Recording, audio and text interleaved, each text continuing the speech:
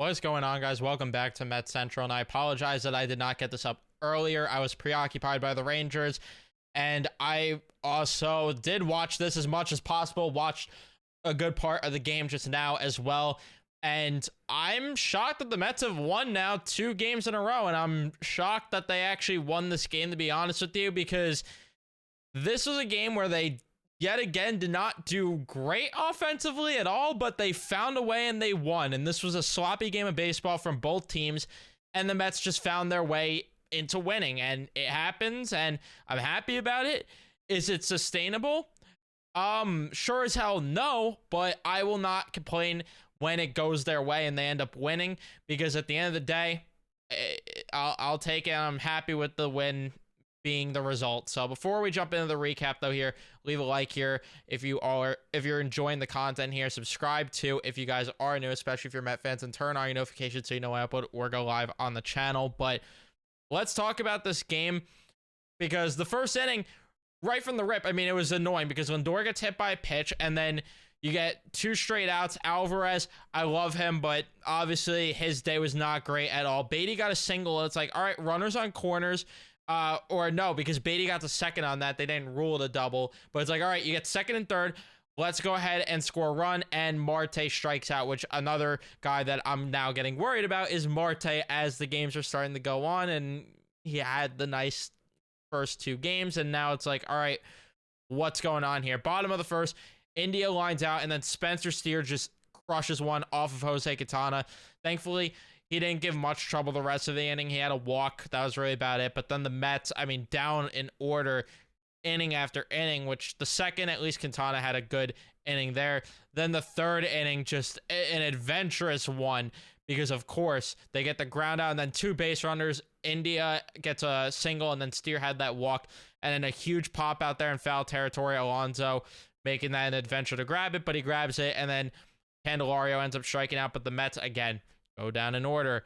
Bottom of the 4th inning, they allow the double, the De La Cruz, but again, out of trouble. And then the big 5th inning for the Mets. And I hate to do this because I really don't like to complain like this when things are like this, but just hear me out, whatever. Tyrone Taylor walks to lead off the inning. McNeil yet again with a pop out. Not good, but things do get good with him later on, at least, which we'll talk about. Bader gets a single. Nice to see him get success. And I believe that was the Mets' second hit of the game, which, hallelujah, it took them forever. Stewart gets hit by a pitch. You got the bases loaded with 1 out.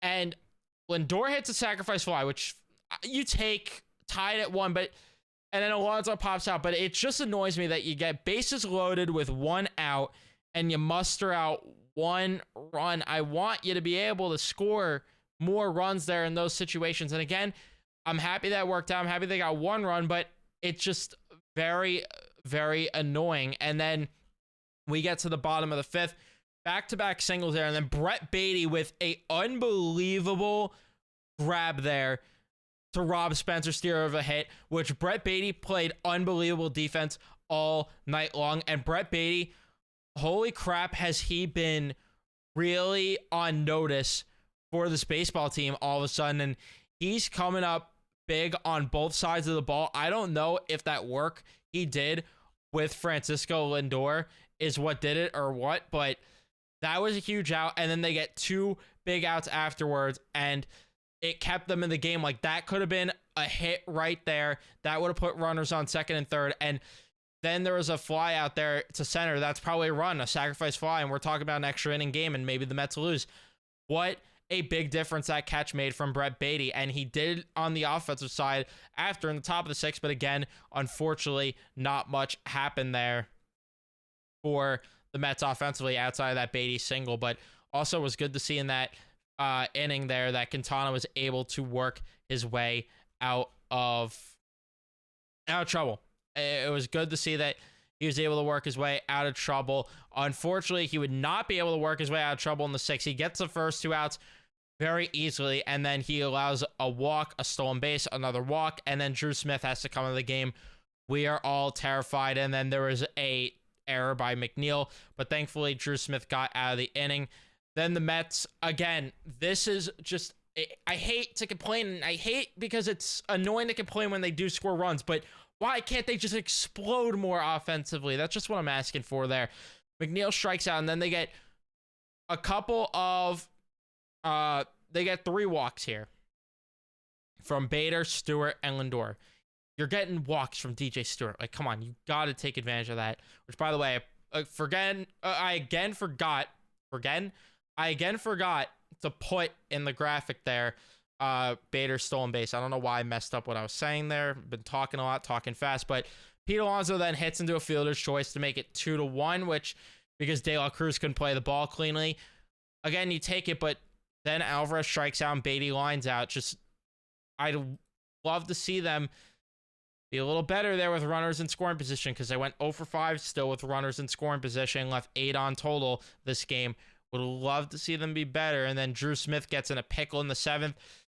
Raley comes in. He walks the first batter, but he's a dog and just strikes out Ellie De La Cruz. I freaking love Brooks Raley. Again, came in there and got a huge strikeout there. And then you get to the 8th inning, hated the Marte at bat, and Tyrone Taylor gets out, and Jeff McNeil hits a home run. And I know Cincinnati is a small ballpark, so that might play a factor, but a big, much-needed home run for Jeff McNeil. Hopefully that somehow gets a weight off of his shoulder, because my God, does he need it. And that was a huge home run, not just for the Mets, not just for himself, but in terms of winning this game in general. So 3-1 there.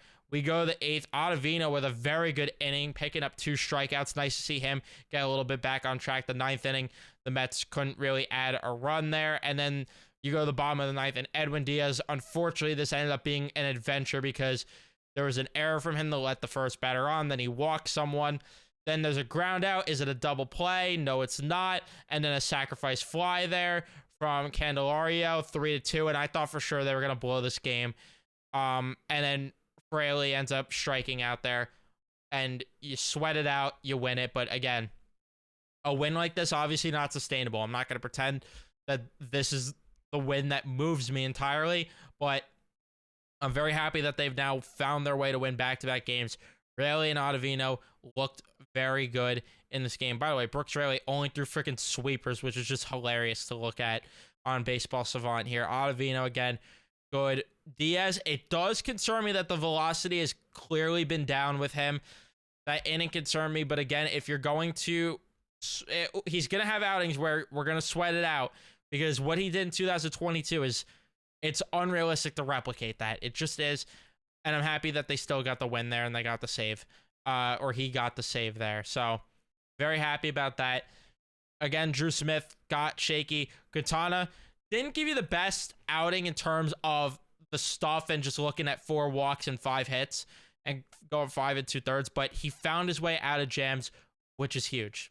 He found his way out and found his way into escaping, getting crucial outs. And then the lineup, again, you want to see more because there's still a lot of 0-4s. The McNeil home run was big. Beatty going 2 for 4 was big. Bader getting a hit was nice, but you want to still see Lindor and Alonso start to get a little more consistent here. Alvarez, I don't like that he went 0 for 4, but he gets a pass because he's been the most consistent guy all year. It's going to happen.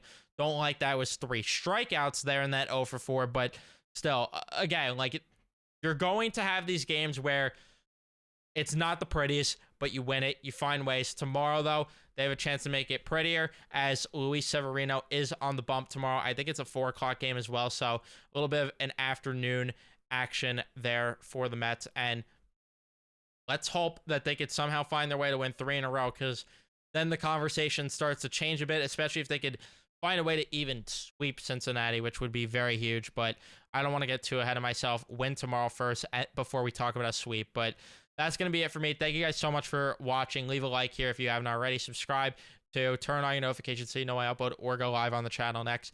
And I'll see you guys in the next one.